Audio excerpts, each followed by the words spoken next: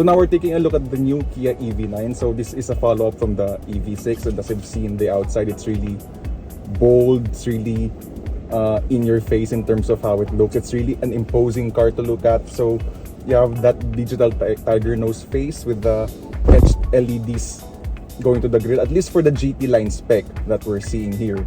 The car has a very upright design, kind of like the Kia Mojave, if you remember that body-on-frame SUV. Then, at least for the GT line spec that you're seeing here, it has 21-inch wheels, which look really great with the 4-spoke design. And you also have pop-out door handles, which is almost obligatory for EVs nowadays to look futuristic and of course for better aerodynamics.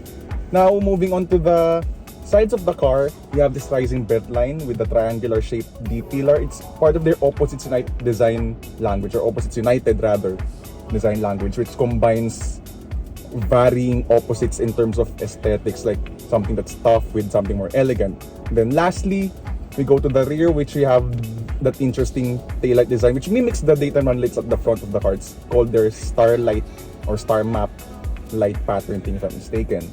Overall, the car looks very butch from the outside. Now let's transfer to the inside of the car.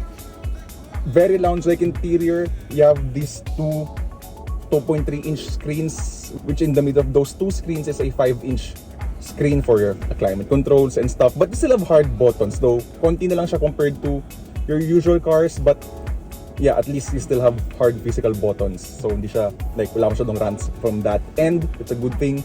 Now we move on then to the overall material quality. It's really nice, and as you're gonna notice, by the way, for this GT line spec, wala siyang actual mirrors, no? So it actually has digital mirrors, camera-based mirrors siya. So at the same time, it also pushes the boundaries in terms of tech, with terms of the car's usability. Nga lang, I honestly am not too keen with the digital mirrors because there's no depth perception as a result of that. Thankfully, they're an optional extra only and not standard with the car.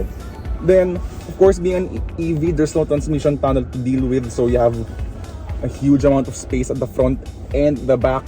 Speaking of the back, there are 4 options for the second row seats. You have this traditional bench that you're seeing here. You also have 2 versions of the captain's chairs, one that can actually swivel 180 degrees all the way to the back.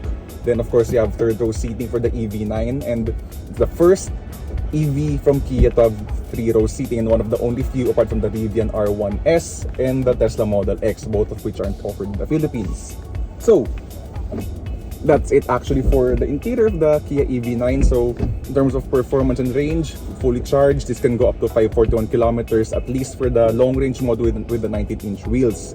Go for the bigger 21-inch wheels and your range will drop significantly because, well, that's more unsprung weight to deal with. Then in terms of performance, it can range from 150 kilowatts to all the way to 250 kilowatts. So there's plenty of options to deal with for the Kia EV9. So you can get it either if you're prioritizing range or performance with this car.